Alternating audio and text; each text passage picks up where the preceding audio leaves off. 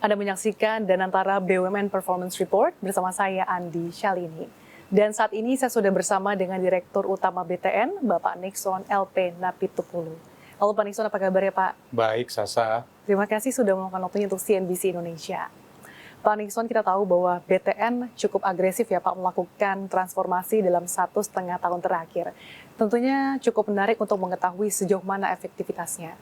Kalau dari hasil evaluasi Anda, seperti apa sih Pak dengan beragam terobosan yang sudah dilakukan? Oke, makasih Sasa. Saya senang juga kalau ada orang memperhatikan transformasi di Bank Tabungan Negara ya. Berarti apa yang kita semua sedang kerjakan di sini, ada yang ngikutin gitu ya, ada yang memperhatikan. Memang sedikit ke belakang ya, sebelum kita lakukan transformasi ini, berawal dari 2019, kita merasa bank ini ada masalah masa lalu. Gitu ya, termasuk masalah perkreditan, keputusan perkreditan yang tidak governance. Berujung kepada pemeriksaan hukum dan seterusnya. Kemudian ketika kita mulai beres-beres, COVID gitu kan. COVID 2-3 tahun, harus restructuring, banyak hal mesti dirapikan, jadi agak sedikit mundur gitu ya. Sehingga kita baru mulai lagi 2023, proses transformasinya. Tapi di COVID juga ada sesuatu yang membawa perubahan besar, yaitu digitalisasi sebenarnya. Nah, 2023 kita masuk ke core plan baru, nyiapin 2024, lalu sampai sekarang. Yang paling banyak kita lakukan, satu pasti bisnis proses. Bisnis prosesnya banyak kita rubah, kita pengen jauh lebih simple, jauh lebih efisien, murah, dan masyarakat jauh lebih banyak terjangkau. Visinya kayak gitu.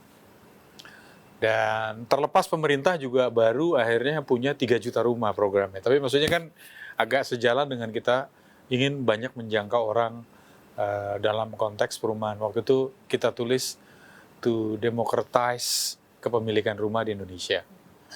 Ya, jadi turunkan sampai ke paling bawah. Kemudian dari selain bisnis proses juga ada satu lagi, digitalisasi.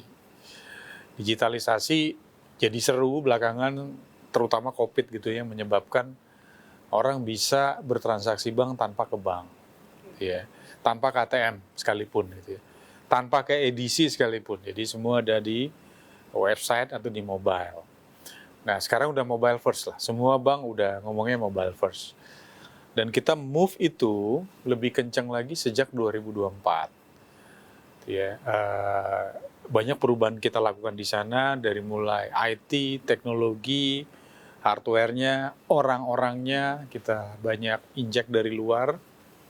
Kemudian selain IT, kita buat juga direktorat baru namanya digital, yang ke digital bisnisnya. Nah, di sini banyak sekali perubahan gitu kita lakukan. Nah, selain transaksi, kita juga mulai masuk ke properti, masukin properti di digitalisasi. Tadinya saya nggak percaya ada orang beli rumah pakai online aja gitu ya. Kalau beli baju sama beli makanan make sense, tapi beli rumah kan ratusan juta ya. Apa aja pakai digital gitu kan. Tadinya saya, it doesn't make sense gitu. Until saya lihat sendiri angkanya naik terus. But now, udah 17% dari aplikasi yang kita approve, kita bisa approve tuh setahun 250.000 sampai 300.000 KPR. Jadi 17% of them sudah pakai online, digital. Luar biasa kan? Orang ngajuin beli rumah, nggak ketemu pakai digital, teman-teman verifikasi, approve. Datang hanya untuk akad. Nah, memang akadnya belum bisa digital juga karena nilainya besar dan si notary maunya ketemu. Ya, itu yang kita belum ketemu e-notary-nya. Kalau udah ketemu e-notary, mungkin someday mungkin bisa didigitalkan juga.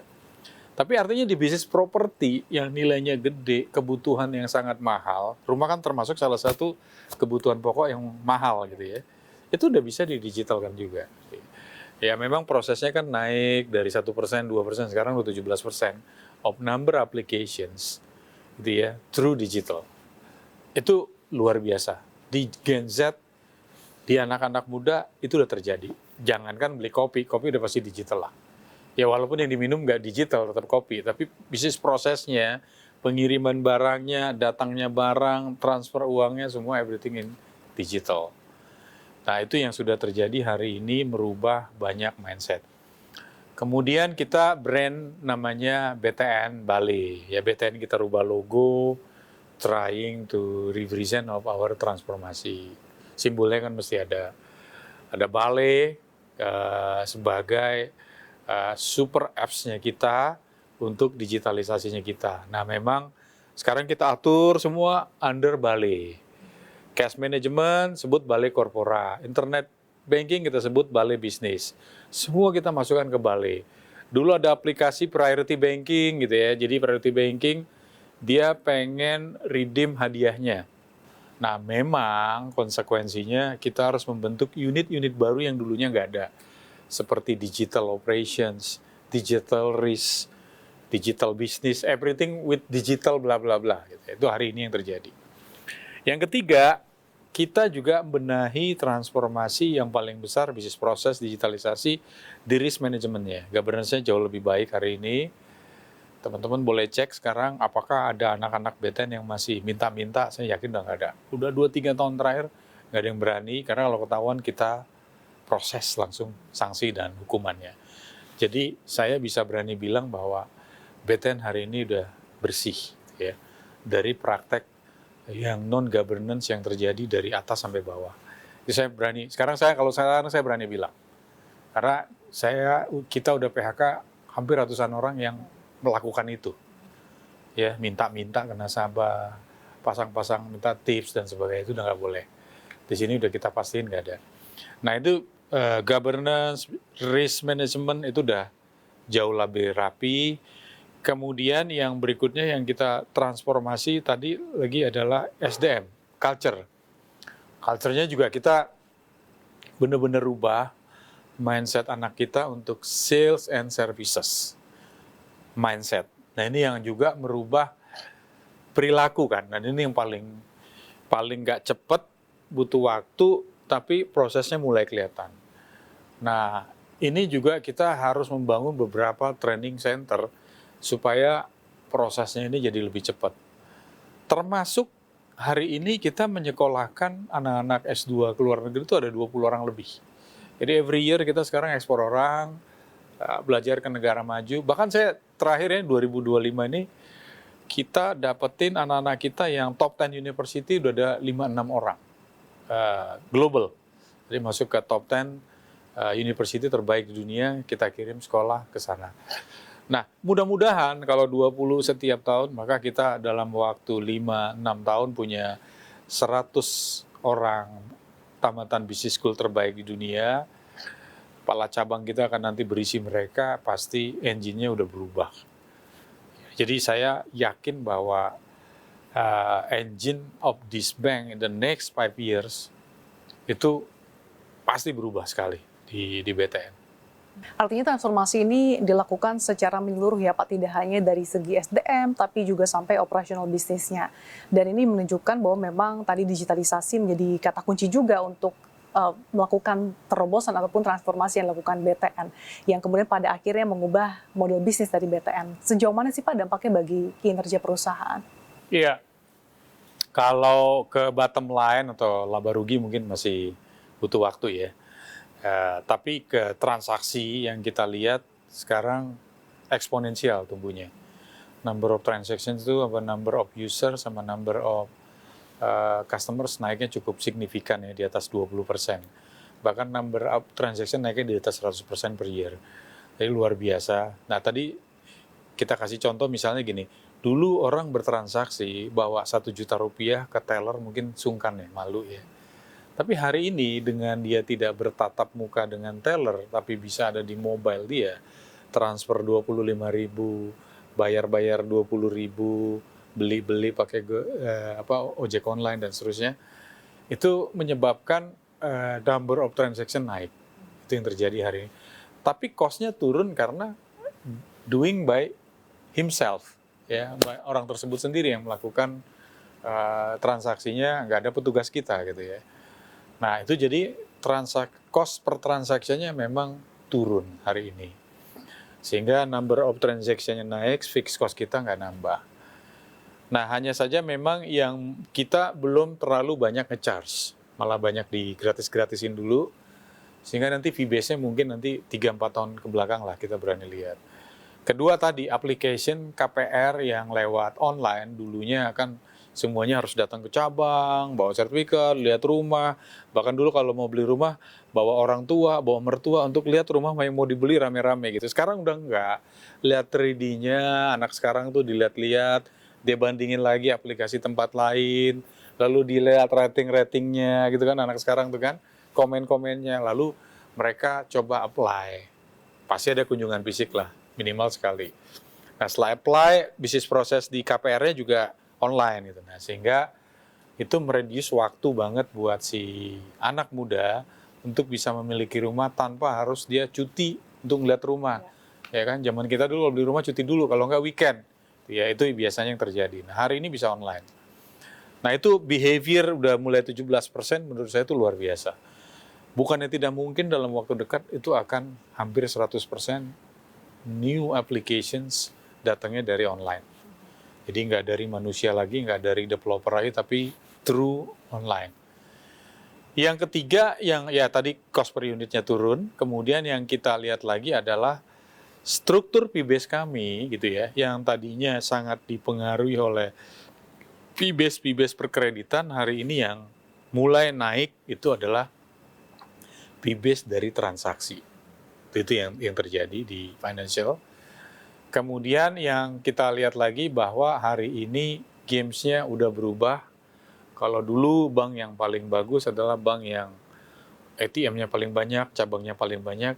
Tapi hari ini pelan-pelan sudah mulai terlihat bahwa yang application-nya bagus yang akan menjadi pilihan. Dan yang program-program application-nya bagus. Nah ini terlihat.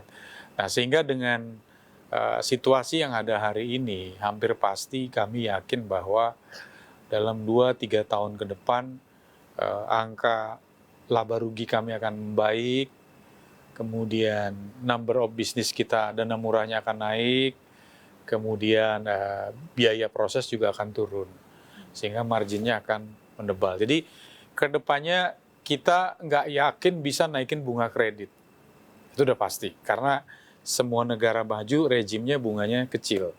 Yang bisa kita lakukan apa ke depan? Yang kita bisa lakukan adalah efisiensi di beban bunga, efisiensi di bisnis proses, maupun efisiensi di beban biaya pencadangan kredit. Nah itu yang akan menyebabkan laba-laba bank-bank dalam waktu berapa tahun ke depan akan naik. Tadi Anda sempat sebutkan terkait dengan milenial, Gen Z, tentu generasi muda ini menjadi segmen yang cukup penting ya Pak bagi industri perbankan. Apalagi kita tahu mereka tidak hanya menginginkan sebuah aplikasi yang hanya bisa digunakan untuk bertransaksi, tapi lebih ke lifestyle keuangan. Nah kalau dari BTN sendiri merespon kebutuhan dan relevansi ini seperti apa Pak?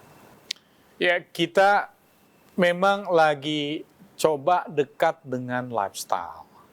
Satu lagi Mbak, saya mesti katakan bahwa banyak survei mengatakan anak sekarang nggak mengutamakan rumah.